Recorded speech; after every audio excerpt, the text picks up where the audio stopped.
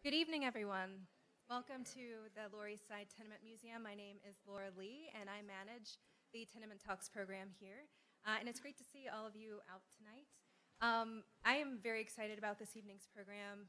It is timely, it is important to have a conversation about refugees, but also it feels as though our site, the Tenement Museum, is kind of positioned in a unique space to have this conversation as well. We tell the stories of the immigrant families who lived at 97 Orchard Street, which is down the street in the middle of the block, and we've been doing that for several years. But soon we will be opening a new exhibit here in this building. And in this building, more families lived here. Immigrant families, refugee families, migrant families. And so we're really excited to expand the idea of what it means to come to New York and make a new home for yourself. And we feel like this conversation is one that is resonating with the new stories that we'll be telling, and it's very, very important that we're opening this dialogue. So we have a panel of distinguished guests who are here to talk with you tonight. I'm going to make very brief introductions. They all have probably very long bios. I'd be here all night if I read them, so I'll give them very short introductions, and then they will come up and make short presentations. And then our moderator will lead a discussion with our panelists. And after they've done that, you all will have an opportunity to join the conversation and ask questions as well. I want to let you all know that we are live streaming this evening's program on our YouTube channel. So when we do start the Q&A, we'll have a microphone that we pass around so that the live stream can pick that up as well. Also, please silence your cell phones if you have them. All right, so I will introduce our speakers in the order that they will be making their presentations, and then I will turn it over to them. David Favaloro is the Director of Curatorial Affairs and Hebrew Technical Institute Research Fellow at the Lower East Side Tenement Museum. He's responsible for research and exhibit development and oversees the museum preservation, conservation, and collections management program. Before joining the Tenement Museum in 2004, Dave led historic walking tours for the Big Onion Walking Tours. He holds an MA in American History with an advanced degree in Public History from the University of Massachusetts, Amherst. Rabbi Jennie Rosenn is Vice President for Community Engagement at HIAS and mobilizes the Jewish community to advance HIAS's work with refugees in the United States and around the world. Prior to coming to HIAS, Jennie played a catalytic role in building the Jewish social justice movement in the field of Jewish service as the Director of Jewish Life and Values Program at the Nathan Cummings Foundation. She developed innovative initiatives such as the Sela Leadership Training Program and the Jewish Social Justice Roundtable. Nisha Agarwal is the Commissioner of the Mayor's Office of Immigrant Affairs, where she promotes the well-being of immigrant communities by recommending policies and programs that facilitate the successful integration of immigrant New Yorkers into the city. Before coming to Moya, she was Deputy Director of the Center of Popular Democracy, a nonprofit advocacy group dedicated to advancing pro-immigrant, pro-equality, and pro-justice policies, which she co-founded in 2012. And last but not least, our moderator, who is coming back to lead a great discussion for us, is Lawrence Downs, who covers the immigration and veterans issues for the New York Times editorial board. He joined the editorial board in 2004 and has worked for the New York Times since 1993. He's also worked at Newsday and the Chicago Sun-Times. So I'm really excited to have someone from the Tenement Museum who is integral in creating the stories and unearthing the stories that we tell here, someone from HIAS who is a part of the inner workings of how refugees are welcomed into the city and what happens to them once they're here and providing support networks, someone from Moya, having Nisha here to talk about the role of cities in being welcoming and integrating refugees into the city, and Lawrence who covers all of it. So I'm going to turn it over to David.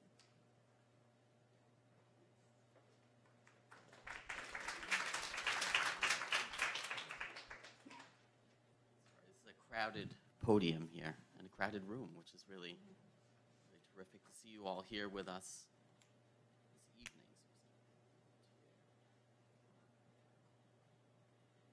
So as Laura mentioned, we are in the exciting late stages of developing an exhibit that'll, among other things, tell the story of a refugee family who who lived here in this building upstairs on the third floor. And you can see we're under construction right now with the scaffolding outside. What I wanted to do is, in some way, kind of, I think, help frame the conversation that we're going to have this evening by sharing a little bit about that story that'll be told as part of this exhibit. It's one of several stories that'll be told as part of that exhibit in this building, exploring the history of the post-World War II Lower East Side. And this particular family, my slide's up there, I wanted to make sure. It was up and running. This particular family, whose story will sort of be the entry point for this larger exhibit about the post-World War II Lower East Side, is a family of Holocaust survivors who lived here in this particular building in the late 1950s. What you see up here on the screen is the ship manifest, right? How they entered Ellis Island in April of 1947.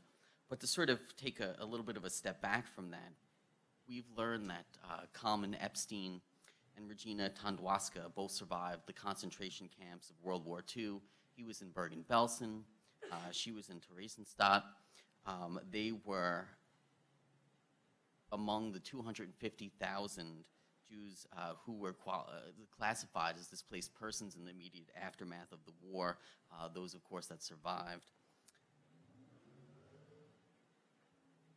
These folks, many of them, like Kalman and Regina, didn't want to return to the places that they had called home previously, and where could they go? The United States had strict immigration quotas on the books, as you may know, and it was just as difficult for them to get to what was then British Palestine, obviously what would become the nation of Israel. Several years later, the Allied armies in Europe had created camps and former army barracks, airports, community centers for displaced Jews and other folks displaced by the wars. Kalman and Regina met in a displaced persons camp called Zielsheim. This was in Germany or near Frankfurt. They were among many. They married, actually, just before they came here to New York. They married in March of 1947. He was 39 years old. She was 27 years old. They both had lost family during the war and perhaps felt that this was their best chance together in a kind of life-affirming way, getting married, coming here to the United States, and hoping to create a new family. Like the Epsteins, a lot of displaced persons in these camps wanted to come to the United States, but as I said, the quota laws, which had been in place since 1924, made it almost impossible for them to get to the United States. Many Americans, as you may know at the time, didn't want to welcome new immigrants. They feared new immigrants arriving as the country kind of demobilized from World War II. Jobs were scarce. We were recovering from the Great Depression, right? This was a kind of, in some ways, a really difficult environment to begin to introduce new immigrants into the country.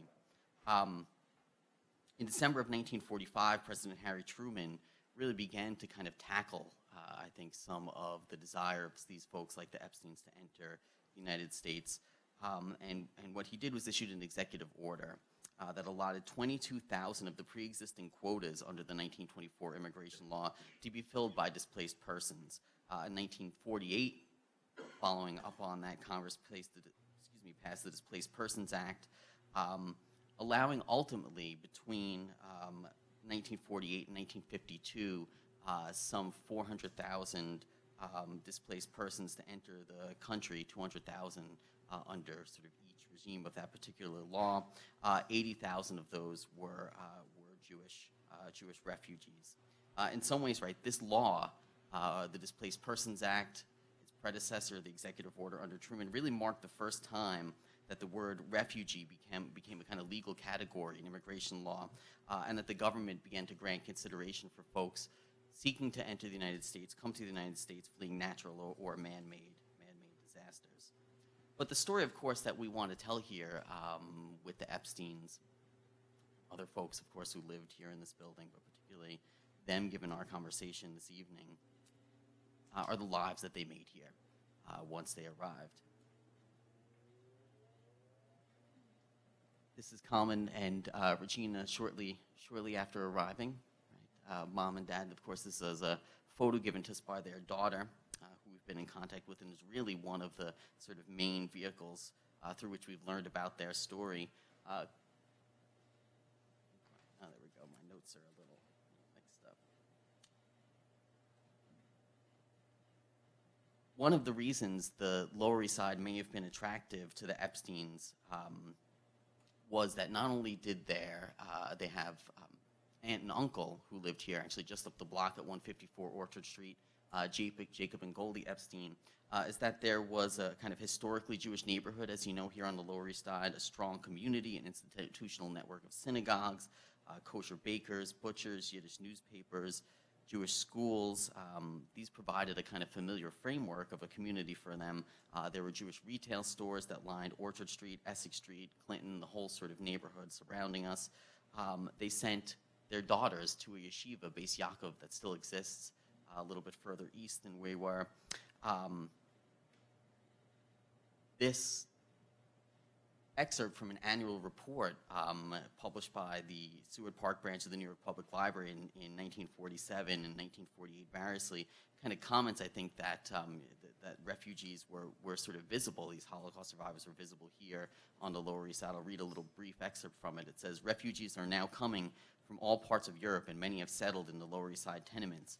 Most of these people are displaced persons who have been in one country or another. Children coming into the library are multilingual, and in the children's room ask for books in all of the languages that they know. Many borrowers ask for books in Polish, Hungarian, or French. Most of these readers speak Yiddish, and our 3 staff members who speak Yiddish are in great demand." You sort of get the idea here. This documents that are up on the screen here are Kalman and Regina's declaration of an intent to become citizens. They filed these really shortly after arriving. As I said, they were really fortunate in the fact that Kalman's uncle, Jacob Epstein, and his wife Goldie, who lived and worked on Orchard Street, as I said, just up the block here, 154, sponsored them and enabled them to come in as part of the executive order. Again, they arrived in April of 1947. He found work as a presser in a garment factory. She worked, Regina that is, before the children were born, as a sewing machine operator. We've learned much about this from the files of the Hebrew Immigrant Aid Society, right? We'll learn more about HIAS in just a bit. These are on case files, if you will, that are on record or in the archives of YIVO as part of the Center for Jewish History, really part of the way that we learned about the Epstein family story. HIAS helped facilitate their passage, and in those records told us that, following up on the Epsteins once they had arrived, that they were attending night school, that they were employed, and that they were really adapting well here to life on the Lower East Side. They moved in, as I said, to 97 Orchard Street, 103 Orchard Street, excuse me. Wrong building in 1955. This is their voter registration from that particular year. They had first lived with their aunt and uncle when they arrived for several years. They had their own apartment just a year or two later on Allen Street. That's where their 2 girls, Bella and Bluma, were born in 1948 and 1950, respectively. Kalman eventually went to work for his uncle in the retail wholesale dress shop just up the block here. One of the most interesting things, I think, when we began working with Bella Epstein, her married name now Seligson, touring her through her former home on the 3rd floor of the building, just upstairs, you might be able to make out here that they lived at apartment 7, is that she caught the kind of the mezuzah on the front, the door jamb, the front entry to the apartment. As you know, it's a case that holds religious apartment, required to be affixed to the doorpost of Jewish homes. She remembered this one in particular as one her parents posted when they arrived in that apartment in 1955, and she remarked almost 60 years later that they were brave. Her parents had been persecuted for their Judaism in Europe, and in America publicly demonstrated that identity here. And so for her, that mezuzah kind of attested to the steadfastness with which they held their tradition, their trust in this new country, their new home, and the place where they would raise their children. That's the dress shop there. As I said, Kalman ultimately worked there in the dress shop, 154 Orchard Street, a time when the streets were lined with small shops selling retail and wholesale clothing, suits, cloaks, underwear, dresses.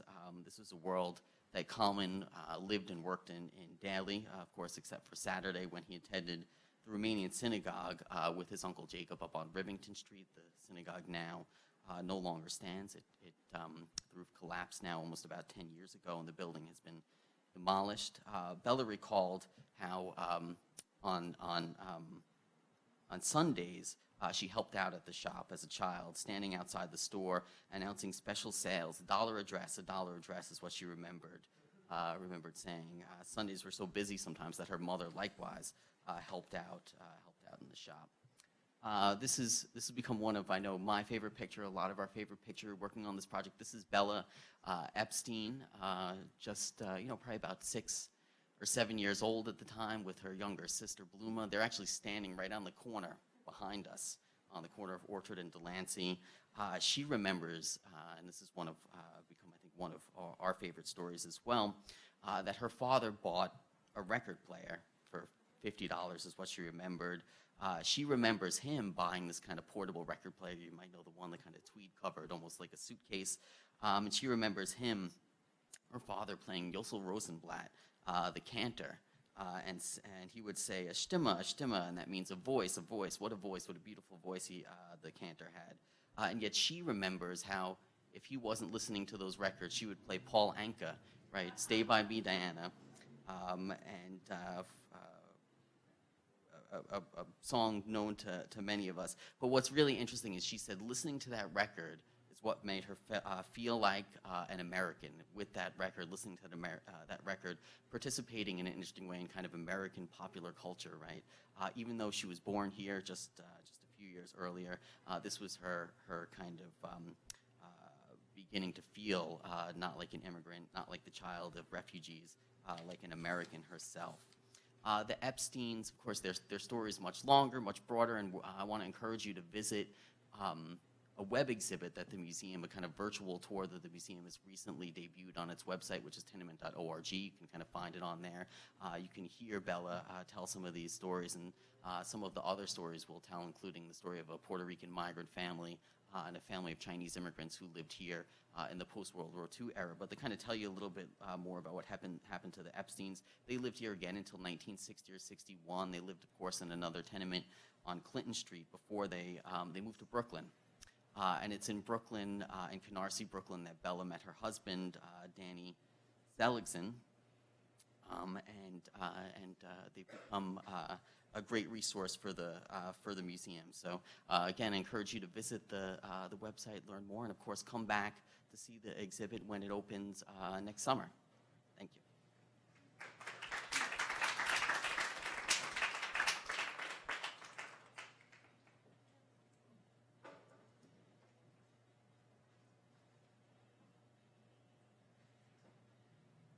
Good evening. Thank you so much for inviting me to be part of the Tenement Talks and to be part of this panel tonight. It's such a wonderful opportunity to learn more about the exhibit, to understand a little bit of the global refugee context, and to really learn more about refugees and immigrants who are becoming part of our great city today. As Lisa mentioned, I'm the Vice President for Community Engagement at HIAS. And HIAS is the oldest and only Jewish refugee agency. Some people know us by our former name, Hebrew Immigrant Aid Society. HIAS was founded in 1881, right here on the Lower East Side. And it started as a storefront, founded by American Jews of German descent, to provide much needed comfort and support to the thousands of Jews who were coming in waves, fleeing anti-Semitic pogroms and riots in Europe.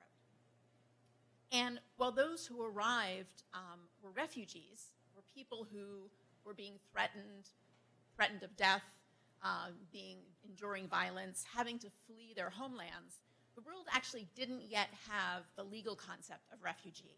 Maybe we'll have a chance later to talk a little bit in the panel about what exactly is that. But as David alluded to, that really didn't come about till the 50s.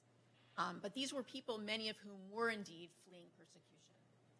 And in those early days, HIAS supported immigrants by providing food and housing, job assistance and medical care, and also translation assistance.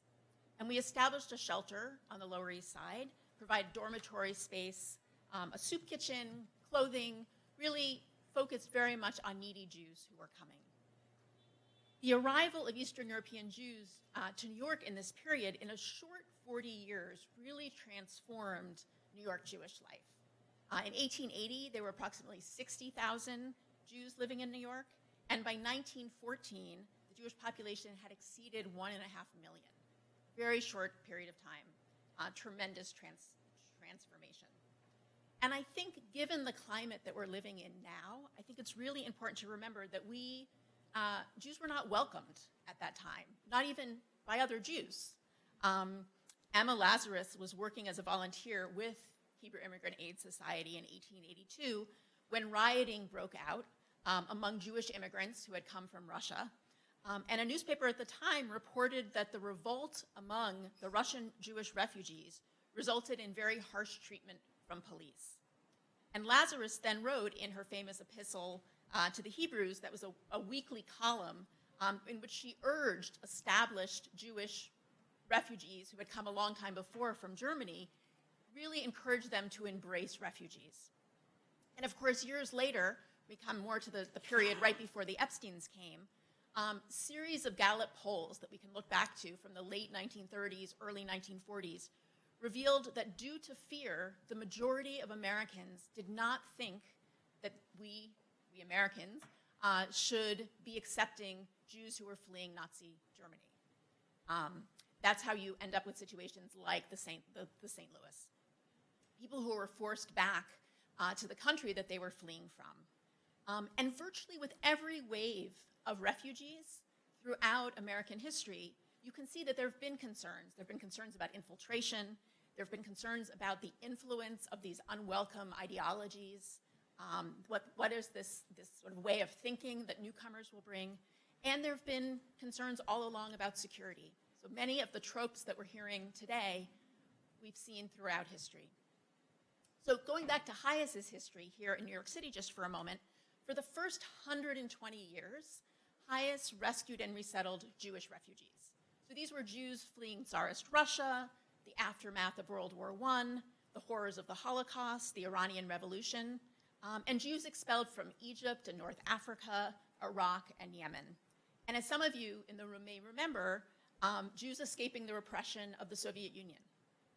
So HIAS helped to resettle and helped these Jews who were coming here rebuild their lives in safety and in freedom in America, many of them in New York, others also moving on to other parts of the country. And so throughout HIAS's first 120 years, we rescued and resettled 4.5 million Jewish refugees. So at the turn of this century, after the last final wave of Russian Jews came to this country, HIAS really had a choice to make.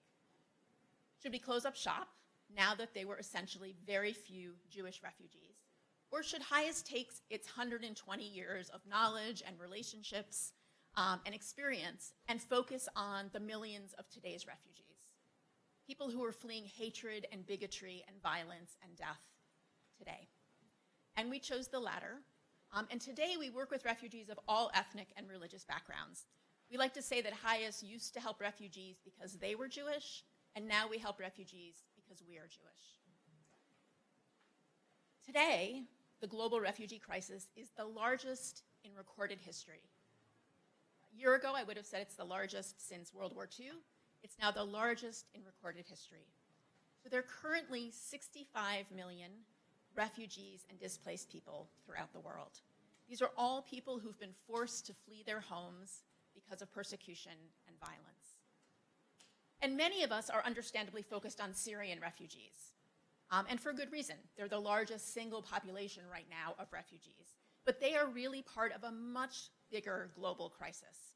Refugees from places like Myanmar, Afghanistan, Iraq, Central America, the Democratic Republic of Congo, Somalia, Colombia, the Ukraine, the list goes on and on and on.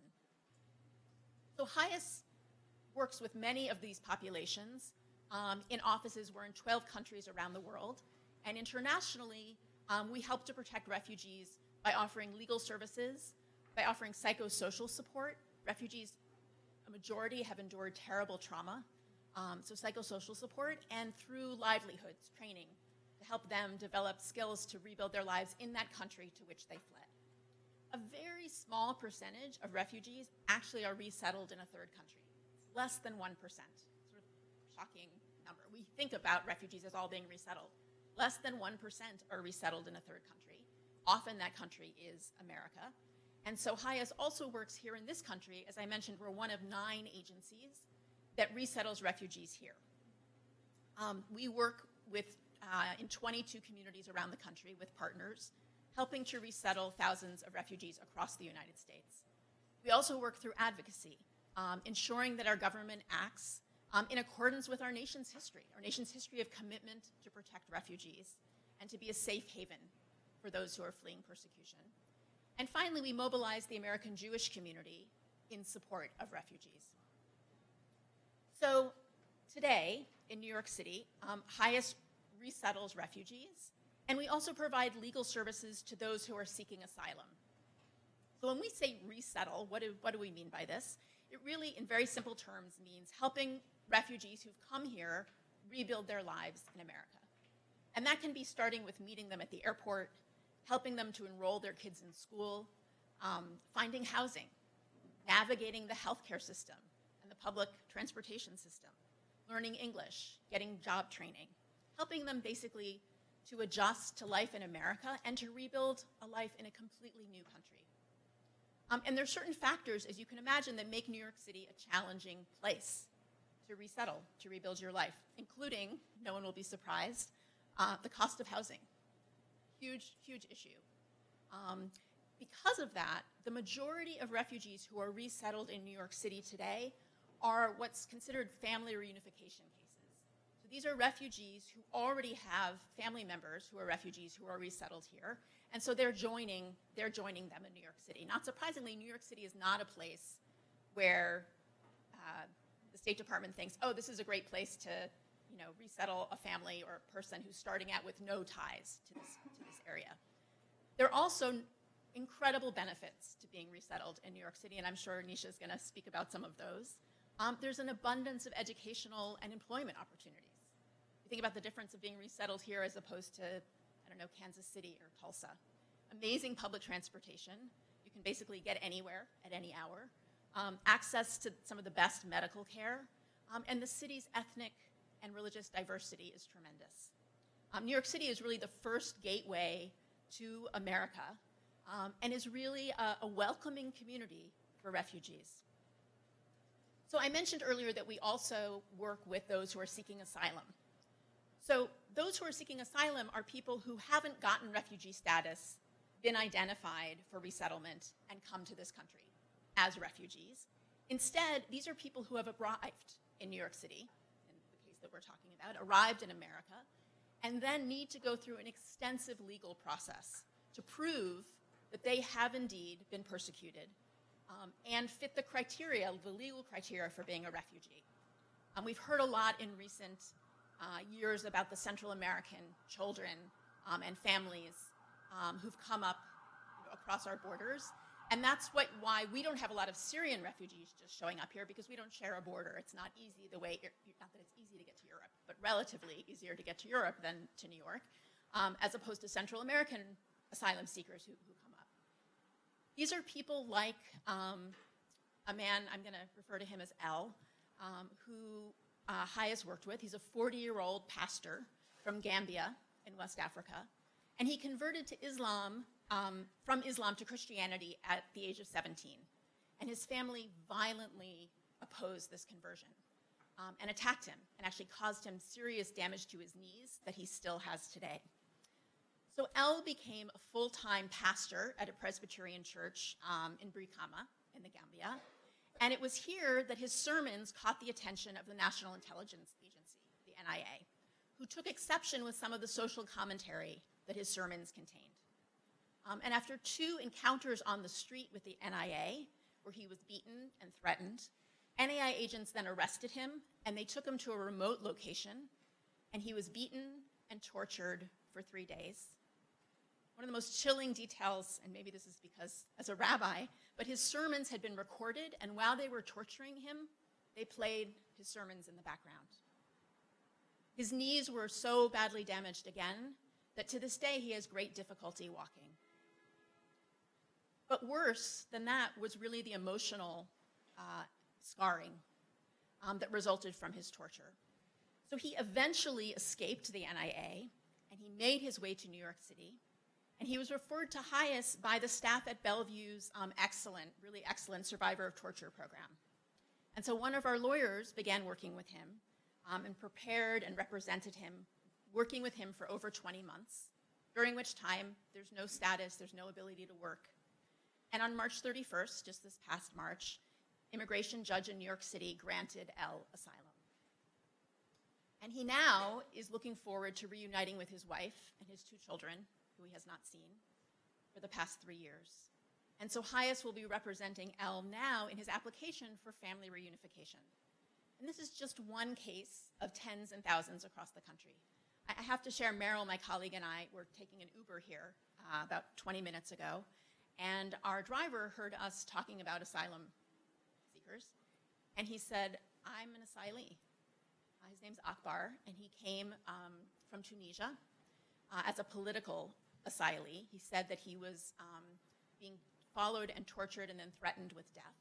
And so he had been a CIO, I guess a central, like an IT, the head of IT at a company. He said, "I never imagined in a million years that I would leave." He said, I vacationed in Europe, and I had been to Russia. And he said in 2012, I had to leave. And so he came here. And it took him 2.5 years to get, he just a few months ago got his status as an asylee. And he hasn't seen his kids since 2012. And now he's beginning the process to see if there's a way that he can bring his children here. So there are 2 things about this. One is that he also shared with us that he's scared being here. That and I'm not sure that an asylee would have said that 20 years ago. He said every time there's an incident or a bombing, he said, "I'm so scared." And it also made me think about how much refugees and asylees are just part of the fabric of life in New York. Had we not been talking about that, we would have had no idea. And so I think we're aware, obviously, that there are many immigrants in New York City, but I think asylees and refugees are just part of the fabric blended in. And we probably, everyone in this room, knows someone in some way, is connected to someone, and may not even know that to be the case. So let me just close by saying that good resettlement is really a public-private partnership. While the US government provides basic needs for the first 3 months when someone is resettled here, there's so much more that's needed. And there really are many opportunities for the people of New York to play a pivotal role in welcoming refugees. I know HIAS works with the English-speaking union to provide opportunities for people who want to serve as English conversation partners, right? Learning English is obviously a key to good integration and to really becoming part of New York and America. And they work with refugees and recent asylees. We also have opportunities to do letter writing with asylum seekers who are in detention. Many people, before their case is heard for a whole host of legal reasons, are in detention, often seeing no one, having no contact. And so we also have a program where people can write letters and offer sort of compassion and support in communication. People help by providing pro bono legal support in some of these asylee cases, like the one that I mentioned with Elle, and also providing volunteer translation and interpretation for HIAS legal cases. And it's not just as individuals, right? Congregations across the city are also getting involved. We work particularly with the Jewish community, though often in interfaith contexts. And earlier this month, 6 synagogues on the Upper West Side got together to advocate with Schumer's staff on behalf of refugees. And they didn't find him saying, "Oh, yeah, I know all about this." They were like, "Oh, this is good to know. The Jewish community cares about refugees. Oh, is that true?"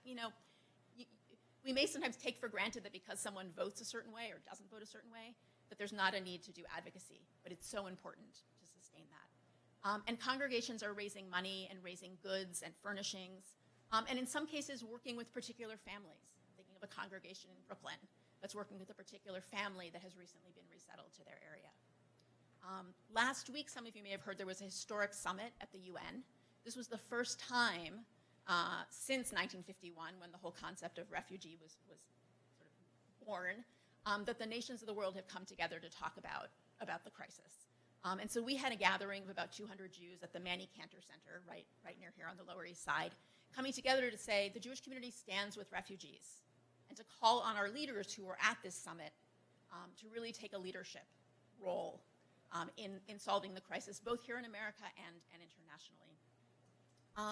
And the Jewish community is hardly alone in these efforts. Across the nation, there are people and communities who are standing up to say we must keep our doors open to refugees. These are people who are fleeing violence and persecution. And just as America has, in all its times of strength, for generations been welcoming, so too now we must be. And it's nothing less than a reflection not only of who we've been or who we are as a nation, but really who we strive to be.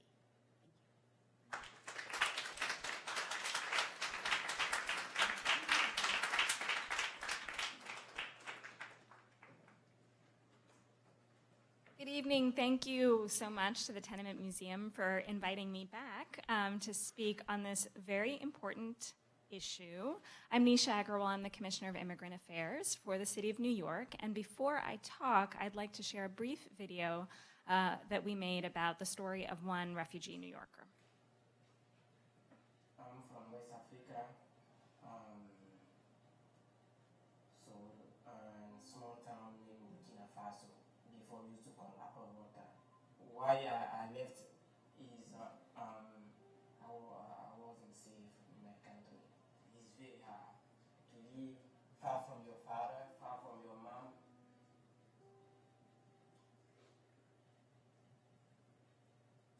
Look like you came here because you want. You didn't. When we come in United States or New York like that, we will live in peace. You know, we have opportunities. We will rebuild our life from traumatism, from tragedy, you know. You're forced to be here to live in peace, to get some opportunities, to have a chance to go to school and get some degree, and maybe high degree, and maybe help this country also.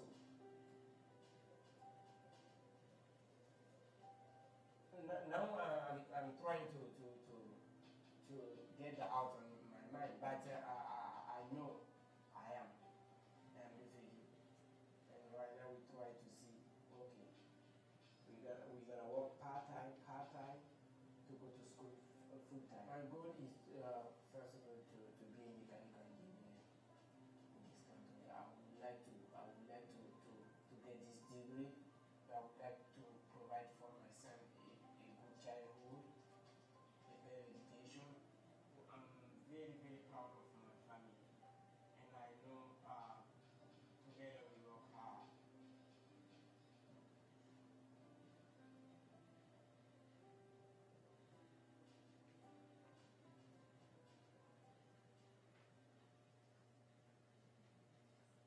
So I have a fantastic job, which is that I get to work with folks like Hadi, and the mission of our agency is essentially to serve as a bridge between New York City's many diverse immigrant and refugee communities and city government.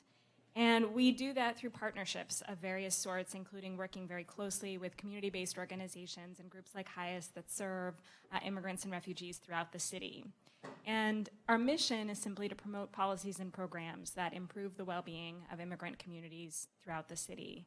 And that's very much in line with Mayor de Blasio's own vision of creating a city that's more equitable and inclusive for all. So one reason why New York City, I think, has been, throughout its history, a very welcoming city to immigrants and refugees, partly is also just the fact that we were sort of born of the immigrant experience. And right now in New York City, more than 1 out of 3 New Yorkers are foreign-born. So it's more than 3 million people. And when you add the children of immigrants and refugees in New York City, that's 60% of New York. So it really is part of the fabric of who we are as a city. And as was mentioned, we're not one of the first sites for resettlement because of the cost of living, but we still do have tens of thousands of refugee families who are here in New York. And in addition to the sort of primary resettlement, there's also secondary resettlement and migration. So people who may start somewhere else and then come to New York because this is where there may be sort of community ties and job opportunities and other reasons why they come to New York. And what we've found in our experience is that promoting policies around diversity and inclusion really work well for us. One important one I want to highlight is our new municipal ID. It's not new anymore, really, but our municipal ID program called ID NYC. And the sort of notion here is really, what do we mean by creating an identity, right? We are a mix of people from all over the world, and this ID card, in one sense, is really about creating that unifying bond of us as New Yorkers who have come from all over. And the sort of inspiration for the program was focused on the need for New Yorkers like undocumented immigrants who can't get government-issued ID in New York, and to be able to meet that need for government-issued ID. If you don't have an ID, you may not be able to get into a school to pick up your child. If you're stopped by the police, you don't have an identification to share. There are so many barriers and boundaries that occur if you don't have identification. So our sort of primary goal was to meet that need. But we also did want this to be a card that brings together all New Yorkers. And so the card is more than identification. We've tied it to a variety of benefits. You can get prescription drug discounts. You can make your ID card your library card, or your card to access the public hospital system with sort of ease and efficiency. We also have connected it to cultural institutions, so you can get free memberships at cultural institutions. And the response throughout the city has been tremendous. So as of today, we launched about a year and a half ago or so. And we have more than 900,000 New Yorkers who have signed up for the card. I'm curious in this room, how many people have an ID NYC? Oh, very good. So for all of you who have not signed up yet, you should. You're joining 1 out of 10 New Yorkers when you do so. And we recently conducted an evaluation. There was an independent evaluation that was done of the ID NYC program. And the purpose of the evaluation was simply to understand, did we accomplish the goals that we hoped to accomplish when we created this card? And what we found, one, was that New Yorkers use their card in a variety of different ways, obviously for the basic identification purposes that I mentioned, but also to do things like opening bank and credit union cards, accounts, to be able to access cultural institutions, something very popular with seniors and with youth. But the statistic that came out that I'm most proud of is that we did a huge survey, more than 70,000 ID NYC cardholders. And of the people who responded to the survey who also sort of identified themselves as immigrants, 3/4, 77%, said that the ID NYC card made them improved their sense of belonging within New York City. And so I think this kind of more intangible goal of creating a shared identity and a sense of inclusion was sort of borne out by some of the work that we did in our evaluation, and I think is an important way in which New York City is thinking about how to be inclusive and sort of create that welcoming environment that's important for the tremendous and wonderful diversity that we have. Earlier was mentioned the unaccompanied minors and families who've come from Central America, and there was a sort of surge in those numbers starting in 2014. And I'm very proud of the response that New York City had to the unaccompanied minors situation. In some parts of the country, you saw a really hostile response to kids who were fleeing really dramatic violence in their home countries, and the response in some parts of the country was to say you should go back to where you came from.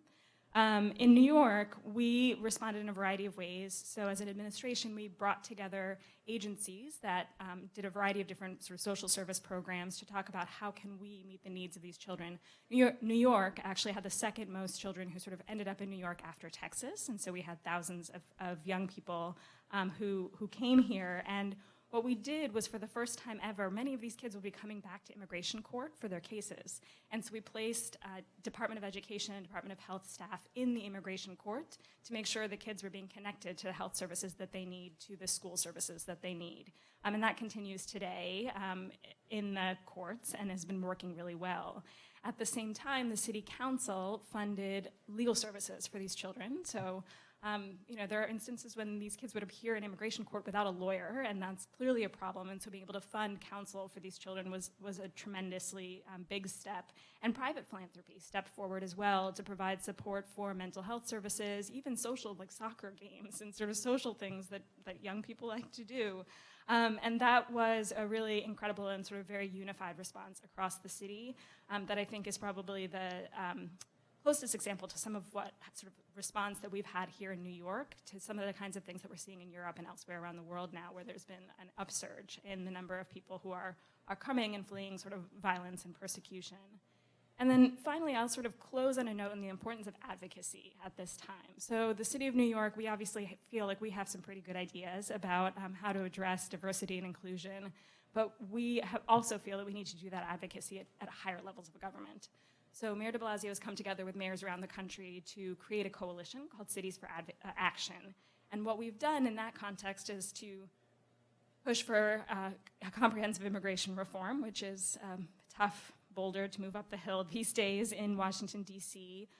Also to do some work on pushing back against some pretty bad policies and sort of statements that were being made around refugees. Having states say we won't accept refugees that are coming from Syria and elsewhere, kind of pushing back against laws and policies that were moving forward in that respect. It's not fun to play defense, but very, very important sometimes to do so, especially against the national backdrop that we're facing. And the idea behind this advocacy is that cities have a lot at stake in what's happening in terms of who comes and who goes, and we have a lot of experience in how to do this well. And so that's really been the focus of what this advocacy will be and will continue to be moving into the future. And then finally, what we found is that this policy, this sort of philosophy of inclusion works for us. It works economically, so immigrants and refugees contribute to over 40% of the city's workforce and account for, the number I have in front of me is $257 billion, or 1/3 of the city's economic output. So very significant and important economic contributions. But also there's really a moral obligation that we see from our perspective to the refugees and to the many others who come here fleeing persecution, fleeing violence, and being able to create a more welcoming home for folks and to help them rebuild their lives in a new place. And the importance of doing this, especially against the current backdrop that we're living in, is particularly important, where there's fear in the air, and that's being perpetuated through rhetoric and through some of the national dialogue that we're having. So I'll leave it there, but look forward to questions. Thank you.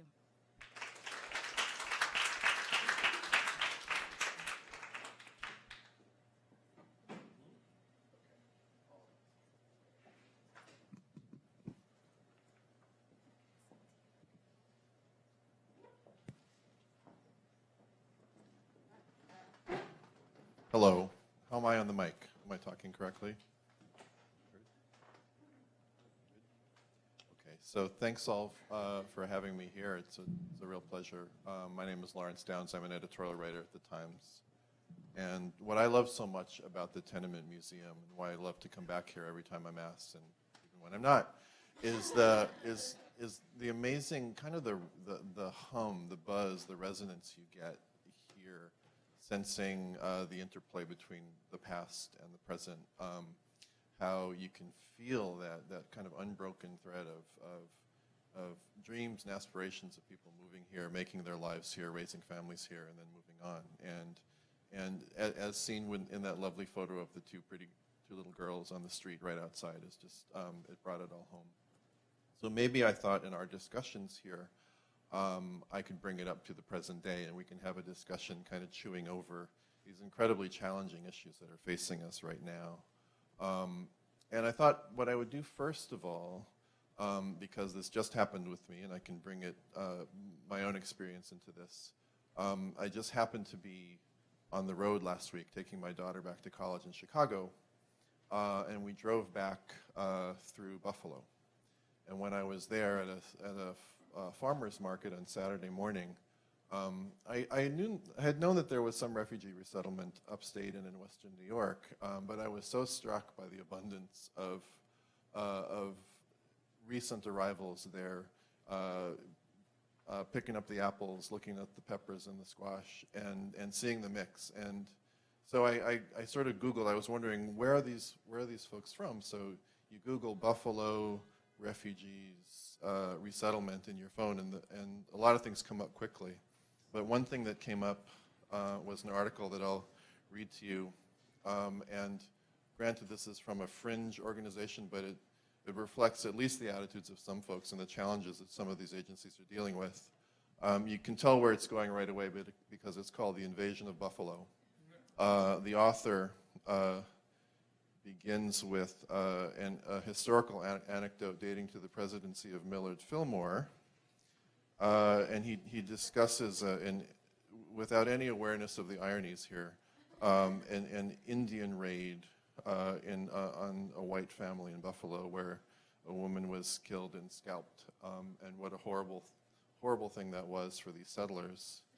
And he then goes, his transition was, and then another savage invasion began.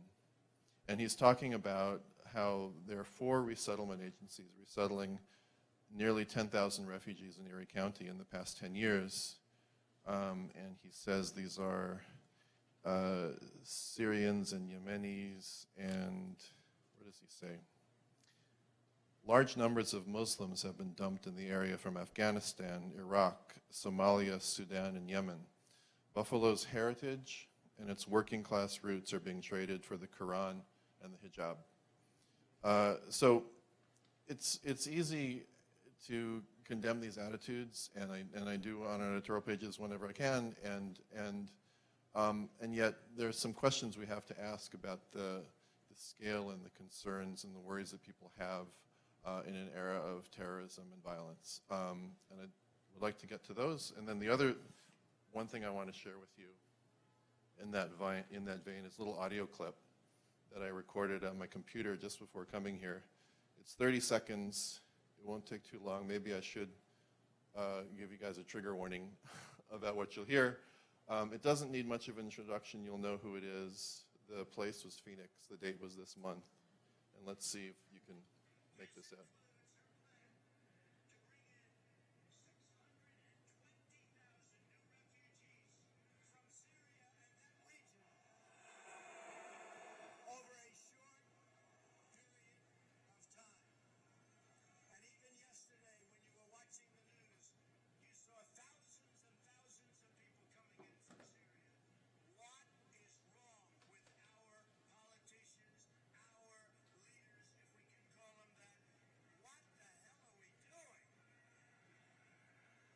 So, you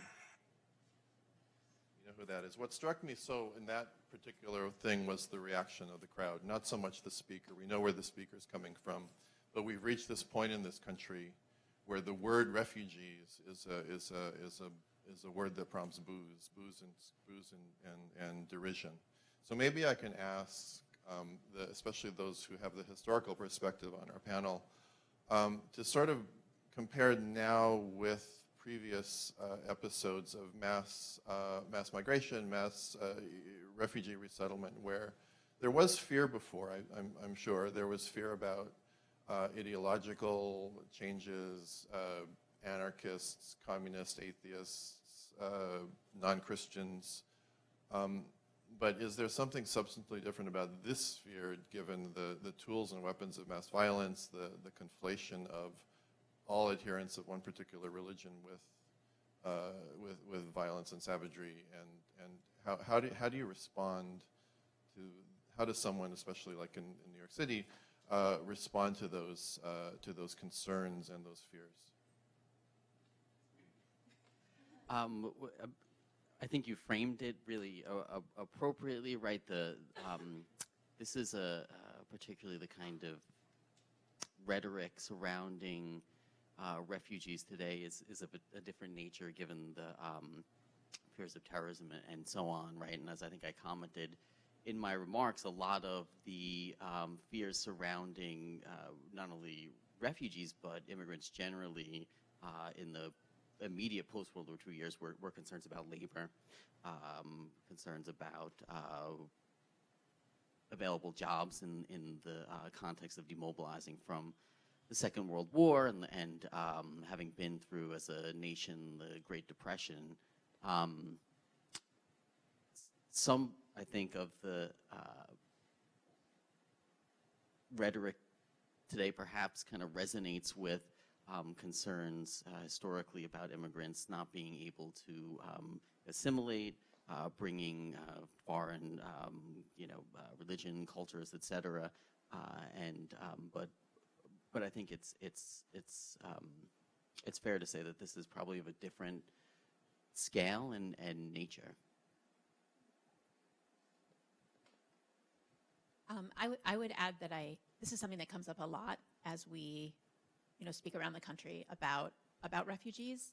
And I think one of the things that's different is we actually know a lot more than we did then. And so one of the things that I think is important to drive home is, the rhetoric has been, we don't know who these people are, they're just coming in, look what's happening in Europe. I think it's been really important to remind people of three things. One is the facts. We do know who these people are. Refugees who are resettled in this country, first get refugee status, then they're identified as being among the most vulnerable and therefore should be resettled. That 1%, female head of households, people who've survived torture, people who are still being pursued by their pursuers, even in this country they fled to, so they're the most vulnerable. And then begins a vetting process for both health and security. And it's generally an 18 to 24-month process. It goes through 5 levels of, government, Defense Department, Homeland Security, FBI. So I think some of it is just people understanding how thoroughly vetted refugees are. And that includes biometric information. The facts aren't going to sway everyone. And I think that there are 2 other pieces that are so important to remind our friends and relatives about. One is, what are our values? Who do we want to be in the world? And who do we want our country to be? And the other is history. So we talk about that certainly in the Jewish community around Jewish history, but that's the history of New York. That's the history of our country. And as I referenced before, there have always been concerns, and it may be different now. I think social media has made a huge difference in the way that it gets amplified. But we also have much more to counterbalance it, and the economic, the whole question of jobs is so ironic because the research so clearly shows how much refugees bring to the economy. And then the last thing, I think we have to ask, do we want to, what does MLK say? Do we want to, you don't face darkness with darkness, you face it with light, and you don't face hate with hate, you bring love. And this is really an opportunity to also change the narrative. So yes, are there some, again, in the Jewish community, are some people from Syria being, are they coming with some anti-Semitism? Some of them? Absolutely. I mean, we have refugees who we resettle, I'm thinking of in Columbus, who said, yeah, I was raised to hate Jews. He said, but you were the ones who met us at the airport, and you're the ones who helped me enroll my kids in school. And when I didn't know how to work the stove, who did I call at 5 a.m.? And so I think we as Americans have an opportunity to also rewrite some of that narrative. And I guess what I would add to this, it's interesting to think about the question of time in the discussion of sort of hateful rhetoric, right? So Buffalo, I grew up in upstate New York. Buffalo has had a huge number of refugees for a very long time. And so it's sort of interesting when the opportunities present themselves to then sort of provide the kind of, writing that you described. It's almost like it's an opportunity to sort of say things that people may, they present it as if it's new, but that has always been the case in Buffalo in terms of the diversity of who's been there and who's been living there. And then it sort of pops up, and this hateful rhetoric sort of pops up at particular moments, facilitated surely by some of what's happening nationally, and perhaps by some of the economic and other dynamics that the fear is sort of expressing itself in this way. So it's sort of interesting to think about timing.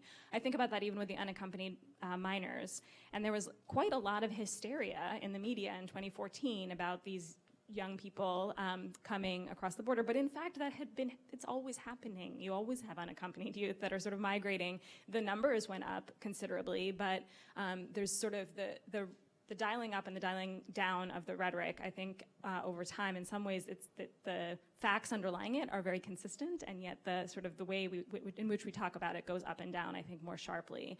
And then I think I agree with this idea of you have to act in response. You have to sort of provide light in response to the hate that comes in, and that's certainly what we've been trying to do in New York. And then you have to keep saying that you're doing that again and again. And so working for the city of New York, using the bully pulpit, using the voice that we have to say we've been doing this. We understand the fear, certainly, of violence and the insecurity that comes from that being New York City, but we also know that our security actually lies in being an inclusive city and in creating the kind of policies where we all feel like we're in it together. And that's been very important. Mayor de Blasio, along with the mayors of London and Paris, actually recently wrote an op-ed in the Times talking about exactly this viewpoint and saying that we get it as large cities. We understand the insecurity that people feel, but in fact, we think the response is not putting up a wall, but instead to actually create more inclusive policies and programs, and it works for us. One thought that occurred to me, even as I was reading that slanderous article about Buffalonians, was that, you know, people may be complaining in Buffalo, but Buffalo's actually doing it, and Utica is doing it, and other cities are doing it, and they've done it for years. The other thing that, I guess if you read my editorials, you'll see that sometimes that I oscillate between absolute hopeless despair and encouraged optimism as I see examples of resettlement. And I had always thought that on the refugee issue in particular, not so much immigration reform, which gets very complicated and thorny between the Republicans and the Democrats, but I had always thought that there was more room for like bipartisan agreement on both sides of the aisle on this issue, especially considering, you know, the way the conservative right, the religious right, has always been, you know, prone to welcoming the stranger. That's a strong strain in conservative Christianity. And are we at a point, though, where the fear is so great, or the rhetoric is so poisoned, and particularly in this presidential race, that we have to, that there's a lot of ground we have to cover to get back to some spot where we're more humane and normal on this? What are your thoughts on that? I could start in thinking about it. That does feel slightly new to me, is the sort of persistence of hateful rhetoric against every group. So refugees, immigrants, Muslims, the Islamophobia, the spike in all of that. And one of the things that we've learned through that process is that many of us were doing work. So there's the kind of immigrant rights community, there's the refugee resettlement community, there's sort of Muslim community leaders. We, as an office, work with everyone, but we never got together as a group to sort of talk and say, what's our shared strategy? So if the sort of hateful rhetoric and the sort of pushback is coming to us, you know, in a pretty unified wall, what are we doing to kind of respond to that together as well? And so a couple of weeks ago, we brought together sort of leadership from all of these different types of groups to talk about what is that action plan, what is our messaging strategy, but also what are we going to do together to break down the silos between us and then be able to kind of respond. Because I do think the refugee issue felt like it was safer in some ways than immigration before, and now that's starting to really shift in dramatic ways. And so we need to start getting creative. I don't think we've come up with the answers yet, but we've at least started the conversation. I think we also saw a huge shift. Like if September 2nd, with that photograph of Ayaan Kurdi, right, the 3-year-old boy who washed up on the Turkish shore, people's hearts broke open with that photograph. It was really a tribute to the media. I mean, that is when people woke up to a crisis that had been going on for years. This was not new. They just moved locations and the press, you know, elevated it in a different way. And that photograph is like one of those iconic, like I think of it as like the Vietnamese girl running. Like it's one of those iconic photographs that changed history. And then, so I kind of think of that as the motherhood and apple pie stage. Like everyone was suddenly like, oh, this is so terrible. What can I do? You know, our phones were ringing. I'm sure your phones were ringing. And then November 13th happened with the Paris attacks. And that's really, again, it felt like everything changed in a day. And that's when the backlash really swung into high gear. And it was, you know, magnified by this kind of historic election, you know, and what's going on in the political realm. So it's kind of like the convergence of two bad things together. And I think part of what we have been trying to do in you know, partnership with the other refugee organizations is to separate, to acknowledge that terrorism is scary. And it is like not to belittle people's fears. It's real. There's a lot to be scared about. And that is, the mistake is to link it to refugees. That refugees are fleeing the same terror and violence that we're afraid of. And so to decouple those two things, I think has been a really important piece of this. And then, as you said, the Islamophobia, feels new, and again, it feels like it's these two. There's the refugee piece, and there's the terrorism piece, and people associate them both together in this one population. And so to again decouple them and have people understand who these refugees are, I think has been part of the strategy. Let me ask just one more question for my own curiosity, and then we can open it up to you guys as well. I don't want to dominate too much, but I had one question that I was curious about.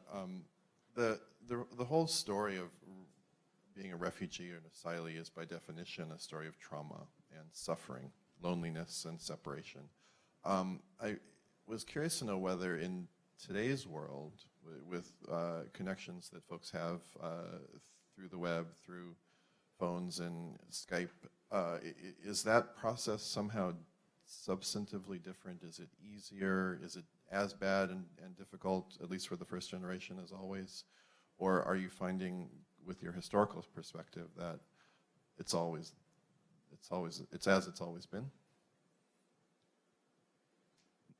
You mean dealing with Dealing with the relocation, having that eternal question of maintaining your connections to your homeland, whether you're going to go back, whether you will, whether your children will, making sure your children are, raised the way you think they should be raised. All those challenges that underlie the whole bittersweet story of immigration and moving. I think for the folks whose stories we seek to tell, in particular the story of the Epstein family, right? Most of family and any ties to where they had been previously were gone, right? So there's sort of that kind of traumatic break. What I think is interesting, we, as part of this larger project, not only did extended interviews with that particular family, but with Holocaust survivors and the children of Holocaust survivors that had a kind of Lower East Side story. And I was really kind of struck by, I think, the diversity of experience in terms of communicating that trauma to children, talking about the experience of in Europe. And, some folks said that it was never discussed, right? And we didn't really hear about it. And for other folks, it was a kind of conversation that took place around the kitchen table on a regular basis. So whether or not it's easier or different today, I'm not sure. But I think regardless, for most of these folks, that trauma played either a role in their kind of everyday lives on the surface, or was underlying for everything they did. I think that it actually has made it a little bit easier. I'm thinking of asylees. I mean, even this cab driver this evening said he said, I haven't seen my children since 2012, but I see them on Skype, and that's something that wasn't true in any other generation. I'm also thinking of one of our partner agency in the East Bay that resettles refugees there. One of the places that they actually sometimes put people in temporary housing is actually a monastery. So it's actually a Jewish agency being helped by a monastery to help Muslim refugees. We have a short video about this. It's actually a very, very beautiful story. So one day, the staff at this monastery saw this refugee going around with their laptop, sort of walking around the grounds like this. And they went out and they said, there's Wi-Fi in the rooms. Like, you don't have to. They assumed he was trying to get a signal. He said, no, I'm just showing my mom how safe I am. And so I think there's a way in which it actually, and I'm the first one to say all the bad things about technology and have a teenager who's on it way too much. But this really, I think, is a place where it's quite a powerful good. So why don't we open it up? I have a mic I can share, and there's a mic back there as well.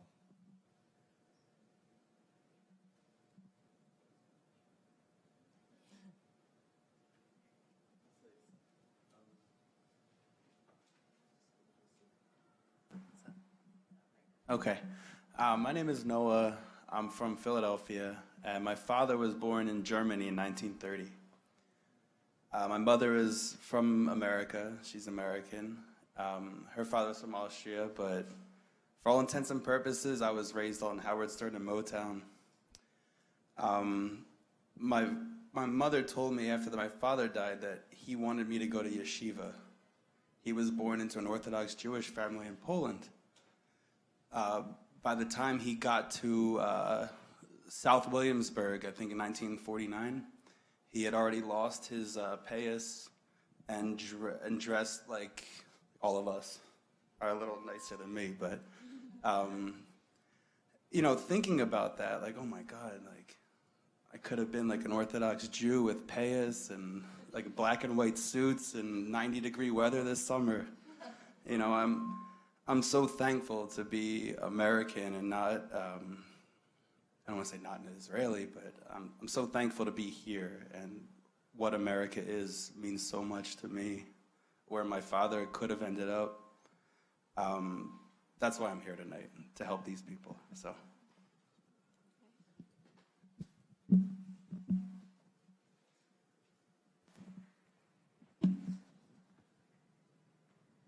Question back.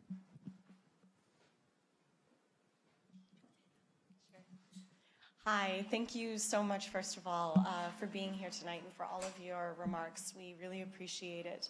I'm coming at my question from the perspective, I've lived in New York for a few years now, but I'm originally from Wisconsin. And one of the reasons why I moved to New York and one of the reasons why I really appreciate this city is because we can have forums like this. Because we can have a forum like this in New York where we can come together and learn and really see different perspectives. But in more rural parts of the country, like where I come from, there's a different concept of urban space, there's a different concept of shared space, and usually the conversations that are had around refugees, resettlement, terrorism, and politics is something that usually takes place with people that you already know. It doesn't really take space in a format where you can learn a lot of new perspectives. And I'm wondering if you have any recommendations for how to engage communities like that just by virtue of where they're located geographically, it's harder to have these kind of conversations, or if you have any examples of positive experiences with communities where you thought it might be difficult to make those kind of connections, but you've seen a really positive impact. Thank you. So I can make some suggestions. We, as I mentioned, work with a lot of cities around the country, and we actually have found small cities, large cities, cities in the South, cities in the Midwest, kind of a lot of them are exploring sort of these ideas of immigrant inclusion and integration in a variety of different ways. And so I think that's been really exciting to see. And there are a number of different groups that are working to help create, like, for example, mayor's offices of immigrant affairs in a lot of different cities, in places like Nashville and Atlanta, where some of these programs are very, very new, Dayton, Ohio. And so I would suggest maybe even looking at what they've done, and some of what it is actually creating conversations for, you know, people who've been living in a city for a long time, and then new incoming refugee and immigrant populations, and sort of starting that conversation, breaking bread together. One organization I'm thinking of is Welcoming America, which has done a lot of that kind of work, especially in places where maybe sort of the migrant population may be growing and relatively newer than, say, in a place like New York City. And so they might have some interesting strategies for thinking through this. I would only add that I think interfaith forum have been a really important place, and it's increasingly, you know, including mosques, and not just Jewish and Christian communities.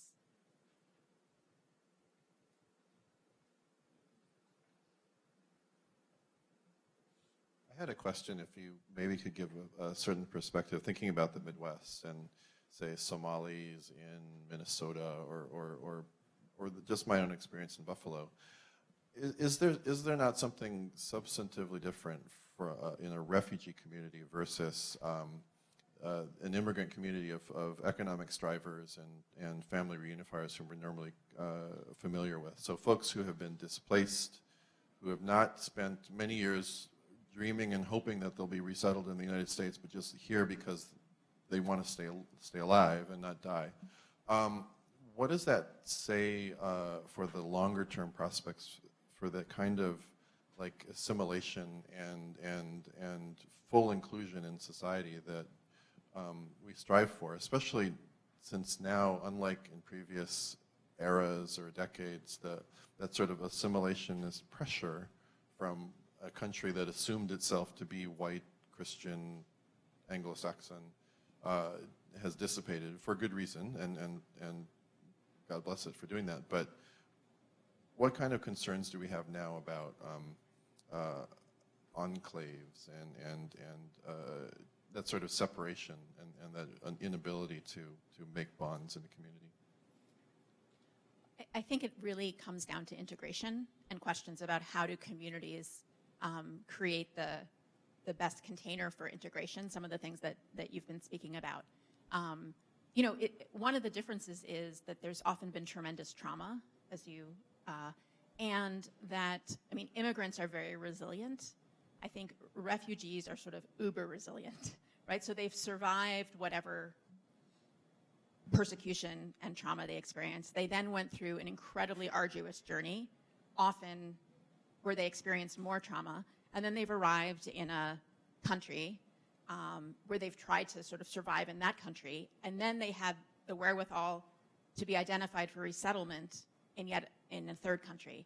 And so when they come, and they don't always know what that third country is going to be. So one of the differences also is it's not like they choose where they're going to first be resettled. There's secondary resettlement, as you were referring to, but they don't necessarily choose the location in the way, at least initially, the way an immigrant might.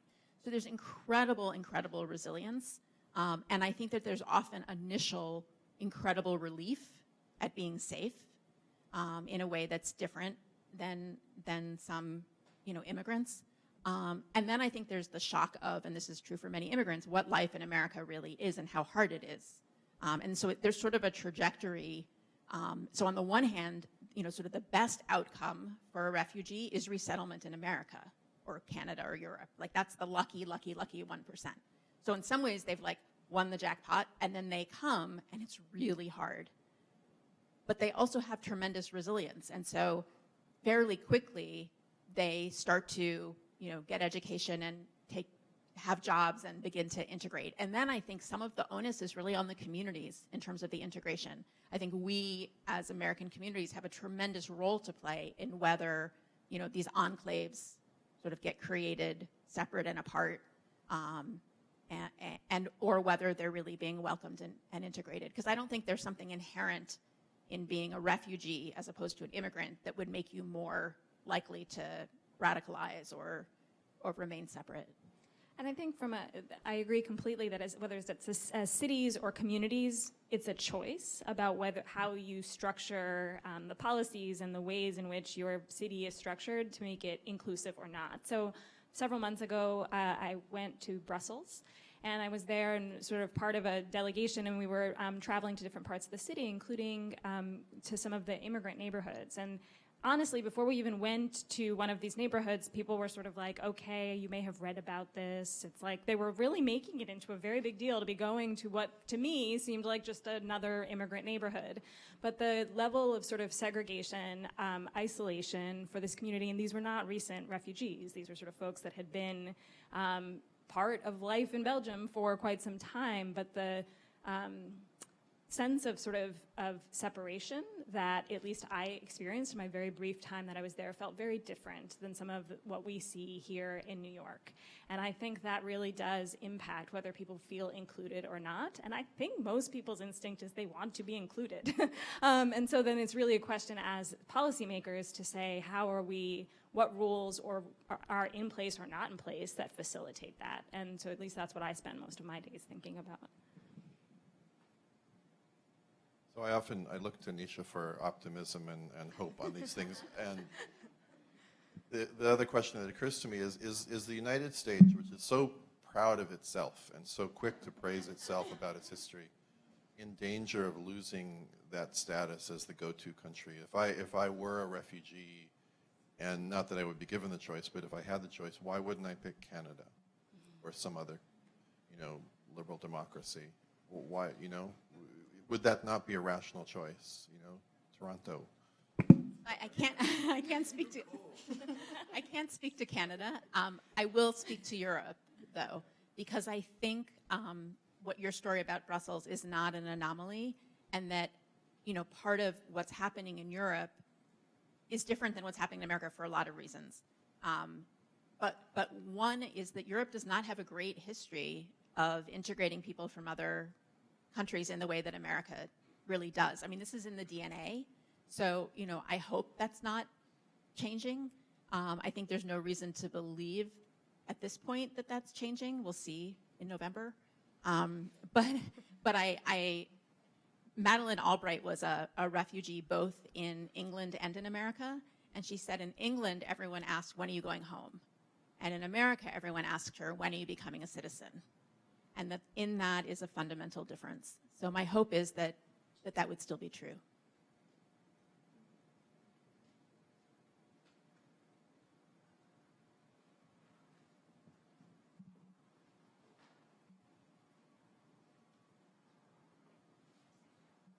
Thank you so much. So my personal background, like you, I'm a child of immigrants. I actually moved here when I was a small baby. But professionally, I studied history. I am a counselor and family therapist. And I was wondering, in this city, we mentioned trauma and many of the issues that families might face before arriving. And what sorts of resources are available in this city, mental health resources that you've seen as being effective or that you've worked with? I can share a couple. So it was mentioned the Bellevue Survivors of Torture program has been fantastic in this area. Also, the group that's been providing the mental health services for the unaccompanied minors, it's called Terra Firma. It's part of Montefiore Medical Center in the Bronx.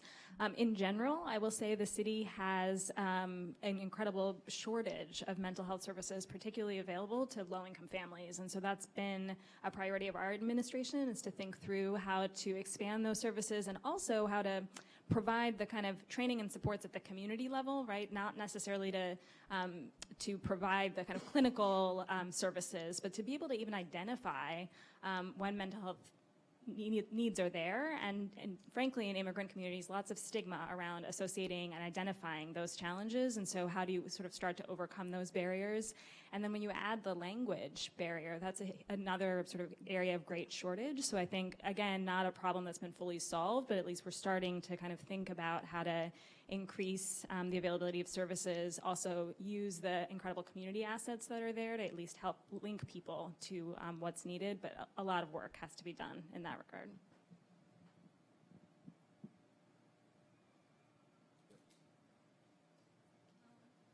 What do you think is missing in current news coverage of refugee resettlement and immigration to the U.S.? I mean, Lawrence shared that article from Fringe publication in Buffalo.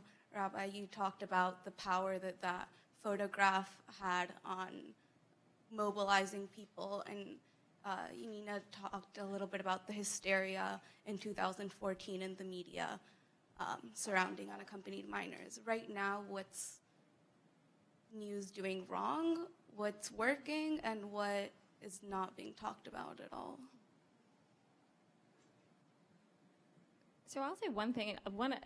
I think sort of listening to the stories, the historical stories, I actually would love to see even more of the kind of history, and the letter from the library annual report was amazing to look at, because I actually feel like you could write this roughly the same annual report in libraries across New York City now. And so I think sort of showing that continuity a bit more would be incredible. Tenement Museum obviously does a fantastic job of that, but obviously I'm attracted to these kinds of stories, but I think it would be wonderful to get a better sense of that history. I think also, to piggyback on that, reminding people that this is how people have responded in every wave. This is not something so different.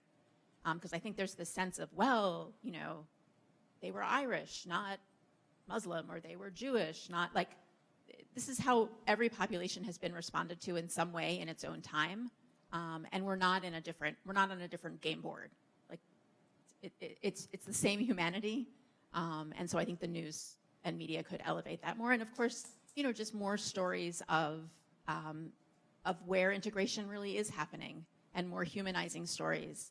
I think one of the results of the media and the internet is that a lot of the sort of far fringe media can get much more amplification than it could, 20 years ago.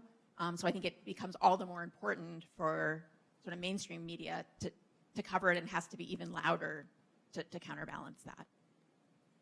I totally agree with that, and I do think that among the things that I would like to know more about is just how it's working on the ground. So these are hard stories to write, and you have to get into local communities, but you see stories I've heard anecdotally that I should be reporting myself, actually, about kids trying to get into schools in the suburbs, on Long Island or in Westchester, where a bunch of these resettled kids who came over the border have a right to go to school, and the school has to take them in, but they're being shunted off into special ed or not admitted at all. And these are challenges day to day that folks are facing.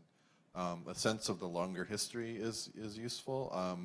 I work for the New York Times, which is pretty liberal on these issues now, but we go back to the 1850s. So I was recently looking at our clips to see, after one of the Trump supporters talked about the dangers of taco trucks on every corner. You may remember that dire warning about what might happen. And I thought, did the New York Times ever wonder or ever warn about like pizza parlors on every corner? And in fact, we did, about Germans and their beer gardens. You'll find an article in the Times, an editorial in the Times, complaining about these Germans with their tradition of Sunday revelry at these beer gardens down in the Bowery, and they're not respecting the blue laws. They're getting drunk and disorderly, and don't they know this is a sober, hardworking Christian nation, and damn them all. It was just that kind of thing. We were a little more optimistic about pizza. It was in our food section. There's this great pie you can make with cheese and tomatoes, and you should try it. It's delicious. So, but we waver between fear and exotic interest in these newcomers, and every generation is stupid in its own way, I guess. There's another. This kind of piggybacks off what you guys were just talking about, but it seems like there was a lot of conversation about how the threat of terrorism is this great fear that brings a fear of immigrants and refugees, but it kind of just doesn't seem like it's all that new of a thing, that there's always going to be an impetus for hate or, misunderstanding or some kind of negative thoughts. Like you could say the same thing about communism, and I don't even know if that could be a more vocal thing that happened in the past. I don't know if we're having like huge committees about people in that regard, but it seems like the fear and the thought is always about changing the signifiers of what a particular community identifies of here. And I was wondering if you could share or talk about the integration and the communities in terms of like getting past this fear of change or difference or like incorporation, I guess. It's a good question. One of the things, the models I think about in thinking about the immigrant rights movement and that work is also just the fight for marriage equality and LGBT rights. And in so many ways, one of the things that I think worked really well was even the use of sort of popular culture, right? And how you had stories, often fictional stories, characters that were in TV shows and sitcoms that started to go from being really unique, that maybe you had a gay couple in a show, to eventually being like, oh, they're just a couple. And there's a kind of cultural arc here that we haven't talked about yet that I think is really important to think about in some of these efforts. Also in that movement sort of starting often with local and state initiatives to sort of advance policies that ultimately we've seen some major changes at the national level. So maybe this is where my hope and optimism comes in, is that local and state efforts that are sort of more positive and inclusive can then ultimately kind of push the boulder up the hill for the national level too. But I think you can see examples in sort of other areas that at least can be useful to learn from, and to learn from people who are sort of part of those struggles, to see what we might be able to do in immigration and sort of refugee rights issues. I think the marriage equality is a very powerful model. I think part of what also was foundational was everybody knew someone. And so someone had an uncle who was gay or a, neighbor who wasn't. And I think that was a fundamental piece as well. So it's sort of how do we understand who in our very midst and who in our lives actually are these people, as opposed to sort of seeing it as an invisible other.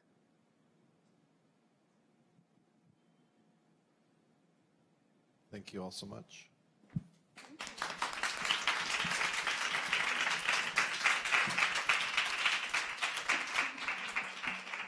I just want to thank you all for coming out. Thank Lawrence and Nisha and Jenny and Dave for this wonderful conversation and thinking about our city and our neighbors and our role and just kind of the part that we all play in creating New York City. And I hope you all come back. As Dave said, we have our virtual tour on the website, tenement.org.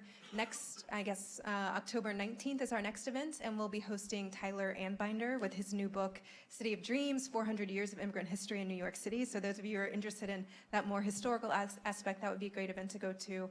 On the 2nd of November, we're hosting the program directors for LGBT historic sites of New York City. So we're really excited to talk about kind of preserving and identifying sites that were important and still are important.